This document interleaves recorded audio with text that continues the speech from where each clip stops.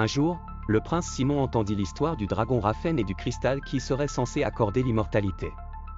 Intrigué, il décida de se lancer dans cette aventure. Il savait que de nombreux chevaliers avaient tenté par le passé de vaincre Raphaën, mais avaient échoué.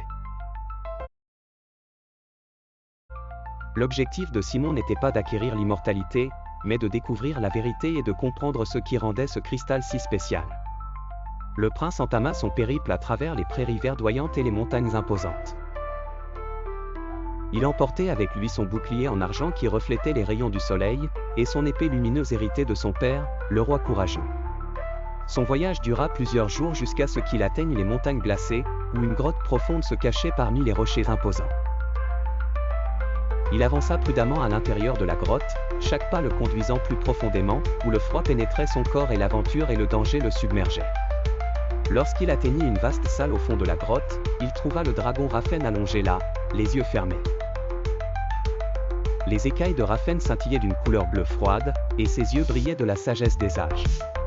Simon aperçut le cœur du dragon, qui ressemblait à un morceau de cristal pur au centre de sa poitrine, battant d'une lueur douce.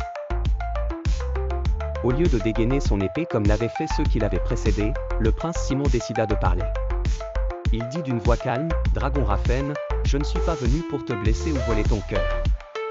J'ai entendu des histoires sur toi et le cristal, et je veux connaître la vérité. » Raphaën ouvrit lentement les yeux et regarda le prince. À travers un regard profond, il comprit que ce jeune homme n'était pas comme les autres chevaliers avides. Le dragon commença à parler, d'une voix grave et calme, « L'immortalité n'est pas un don, mais un fardeau à porter.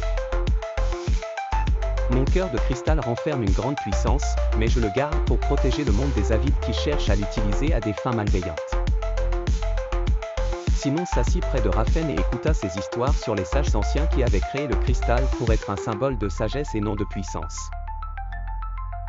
Le prince Simon réalisa que la véritable immortalité ne réside pas dans la vie éternelle, mais dans l'empreinte laissée dans les cœurs des autres.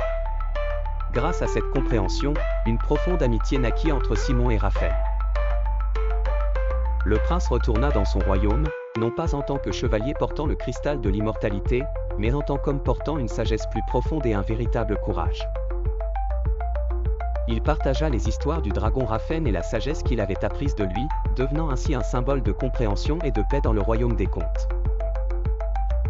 Ainsi, Simon et Raphaën devinrent les gardiens d'une valeur plus précieuse que l'immortalité, la collaboration et le respect mutuel.